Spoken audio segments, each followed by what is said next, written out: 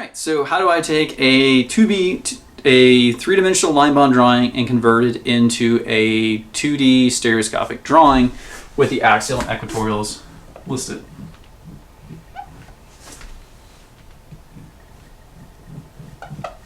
So a comment on this before we begin. This drawing here does not have axial and equatorial positions. And because of that, there is no way of saying, well, this is axial, this is equatorial, wedge dash, axial, equatorial. This drawing inherently doesn't have them, this one does.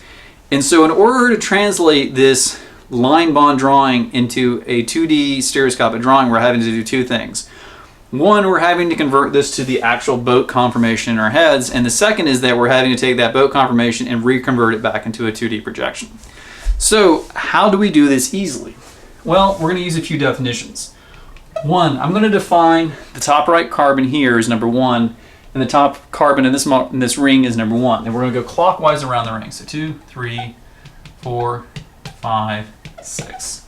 So 1, 2, 3, 4, 5, and 6.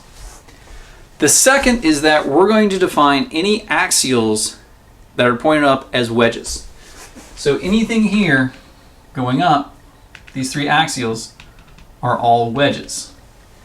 And any axials that point down, these are all going to be dashes. So I'm going to draw these down as dashes. Just indicate that they would be the equivalent of a dash in this drawing. Because I know that these are above the ring and they're below the ring if I do the boat conformation. It's pretty easy to see. The axials that point down, these would definitely be pointed away from you when you flattened out the ring. These that are pointed out, when you flatten this up, are still going to be pointed out. Our equatorials here have to take the opposite of whatever the axials do, because you can't have two wedges and you can't have two dashes. So for this first one, the equatorial has to be a dash. For this one, the equatorial is going to be a wedge. And we just start working our way around the ring.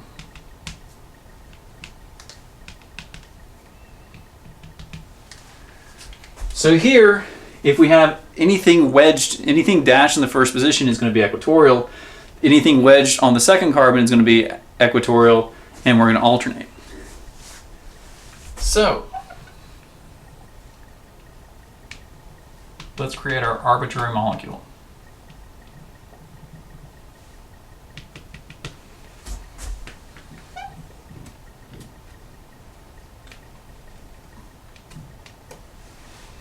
All right, so anything that's black here, anything that's wedged is going to come out. So the wedges, in this case, we're going to have one that's axial. The wedge in this case is equatorial.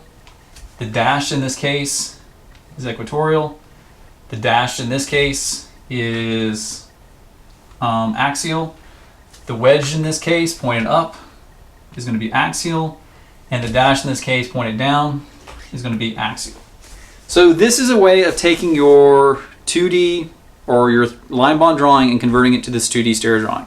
Now, this is a lot of work to do. And what I really advocate for students to do instead is build this with your modeling kit and then fold it into the chair conformation, because you can definitely do what I'm doing here.